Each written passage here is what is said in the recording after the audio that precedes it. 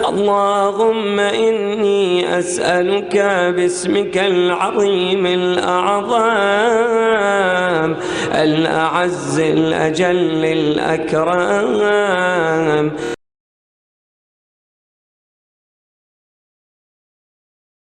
ایسی احادیث بکثرت پائی جاتی ہیں جس میں کم شہر اور یہاں کے رہنے والوں کو کافی اپریشیٹ کیا گیا ہے۔ کم شہر کے بارے میں مختلف روایات سے یہ نتیجہ اخذ ہوتا ہے کہ قرب قیامت کے اندر یہ شہر عالم اسلام میں ہدایت کا ذریعہ بنے گا، بلکہ پوری دنیا میں یہاں سے ہدایت کے سرچشمے پھوٹیں گے۔ یہاں کے جو لوگ ہیں، جو علماء کرام ہیں، جو دانشور ہیں، وہ پوری دنیا میں اسلام کے پیغام کو پہنچائیں گے، اور ہر شخص جو ہے وہ اسلام کے پیغام سے اس کا دل جو ہے وہ منور ہوگا، اور ہر یہ پیغام ہر کسی تک پہنچے گا، اور وہ اسی شہر سے پہنچے گا۔ یہاں تک کہ کچھ روایات میں یہ بھی آیا ہے کہ جب بھی کسی کو اہل بیت کا دوست گردانا گیا ہے تو اسے کمی کا لقب دیا گیا ہے۔ صفوان کہتے ہیں کہ ایک دن میں امام موسیٰ کاظم کی بارگاہ میں حاضر تھا کہ اچانک کمیوں اور امام مہدی کے ذکر کی بات نکل آئی، تو امام ہفتم ارشاد فرماتے ہیں کہ خداوند سبحان ان پر رحمت کرے اور ان سے راضی رہے۔ اس کے بعد امام موسیٰ کاظم نے اپنی بات جاری رکھتے ہوئے ارشاد فرمایا کہ بہشت کے 8 دروازے ہیں، جن میں سے ایک جو ہے وہ اہل کم کے لیے مخصوص ہے۔ ملکوں اور شہروں میں سے صرف یہی لوگ جو کم کے رہنے والے یعنی کہ لوگ ہیں، وہ ہمارے نیک اور برگزیدہ بندے ہیں، اور خداوند عالم نے ان کی فطرت کے اندر ہماری دوستی کو ملا دیا ہے۔ اسی طرح امام جعفر صادق اہل کم کے بارے میں لکھتے ہیں کہ مشکلات اور گرفتاریاں کم اور اس کے باشندوں سے دور ہیں، اور ایک دن ایسا آئے گا کہ کم کے باشندے تمام لوگوں پر حجت ہوں گے، اور یہ زمانہ ہمارے قائم کی غیبت اور ظہور کا زمانہ ہوگا۔ اگر ایسا نہ ہوا تو زمین اپنے باشندوں کو نگل لے گی۔ یقیناً فرشتے بلاؤں کو کم اور اہل کم سے دور رکھتے ہیں، اور کوئی ستمگر کم کا ارادہ نہیں کرتا مگر خداوند عالم اس کی کمر کو توڑ دیتا ہے اور اسے درد و الم یا دشمنوں میں گرفتار کر دیتا ہے۔ خداوند عالم کم اور اہل کم کا نام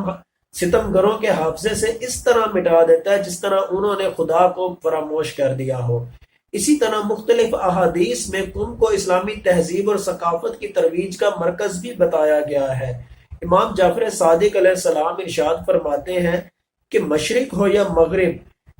کم سے علم و دانش کی ترویج ہوگی، پورے عالم پر حجت تمام ہو جائے، اس طرح کوئی ایسا شخص نہیں بچے گا جو علم سے محروم ہو۔ یعنی کہ امام جعفر صادق کے قول کے مطابق مشرق سے مغرب تک تمام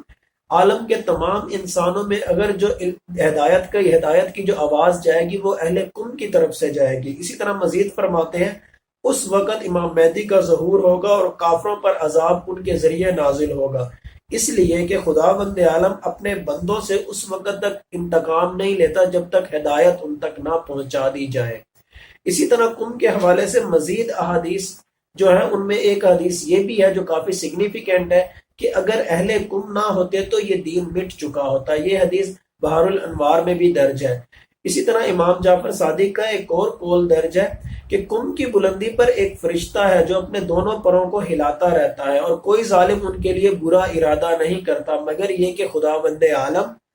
اسے نمک کی طرح پانی میں ملا دیتا ہے۔ اور پھر عیسیٰ بن عبداللہ کمی کی طرف اشارہ کرتے ہوئے امام جعفر صادق ارشاد فرماتے ہیں کہ اہل کم پر خداوند عالم کا درود ہو، خداوند عالم ان کی سرزمین کو پانی سے سیراب کرے گا اور ان پر اپنی برکتیں نازل کرے گا اور گناہوں کو نیکیوں میں بدل دے گا، اور یہ لوگ رکوع، سجود، قیام اور قعود کرنے والے ہیں، یہ لوگ فقیہ، دانش مند ہیں، صاحب بصیرت ہیں، یہ لوگ نیک اور عبادت گزار ہیں۔ اسی طرح عفان بصری کہتے ہیں کہ امام جعفر صادق نے مجھ سے سوال کیا کہ کیا تم جانتے ہو کہ کم کو کم کیوں کہتے ہیں؟ میں نے عرض کیا خداوند عالم اس کا رسول یا آپ ہی بہتر جانتے ہیں، مجھے تو اس بارے میں معلوم نہیں۔ تو امام جعفر صادق نے ارشاد فرمایا کہ کم کو اس لیے اس نام سے تعبیر کرتے ہیں کہ اس کے رہنے والے امام مہدی کے ارد گرد جمع ہوں گے اور ان کے ساتھ قیام کریں گے اور ان کی مدد کریں گے اور ان کی نصرت کریں گے۔ اسی طرح مختلف احادیث میں ایران کے حوالے سے بھی کافی ذکر ہے کہ اینڈ آف ٹائم میں یا آخر الزمان میں ایران کا اور ایرانیوں کا کیا رول ہوگا۔ حضرت عبداللہ بن عباس کہتے ہیں کہ رسول خدا صلی اللہ علیہ وسلم کے کے پاس اہل فارس یعنی ایرانیوں کا ذکر ہوا تو آپ صلی اللہ علیہ وآلہ وسلم نے ارشاد فرمایا کہ اہل فارس ہم اہل بیت میں سے ہیں۔ ایک روز اشعت نے حضرت علی علیہ السلام پر ارشاد فرمایا کہ اے امیر المومنین، یہ گونگے کیوں تمہارے ارد گرد جمع ہیں؟ یعنی اس کا اشارہ ایرانیوں کی طرف تھا کہ حضرت علی کے گرد یہ ایرانی کیوں بیٹھے ہوئے ہیں اور یہ ہم پر سبقت کیوں رکھ رہے ہیں؟ تو آپ حضرت علی علیہ السلام کی آنکھوں میں نمی آ گئی اور آپ نے غمگین لہجے میں کہا کہ ایک وقت ایسا آئے گا کہ یہ لوگ تمہیں دین کی طرف پلٹانے کے لیے تم سے جنگ کریں گے، بالکل اسی طرح جس طرح تم آج کل ان پر تلوار چلاتے ہو کہ یہ لوگ اسلام میں آ جائیں۔ ان واقعات کو دیکھ کر اور ان فضیلتوں کو دیکھ کر اور ایران اور قم شہر کے بارے میں فضیلتوں کو دیکھ کر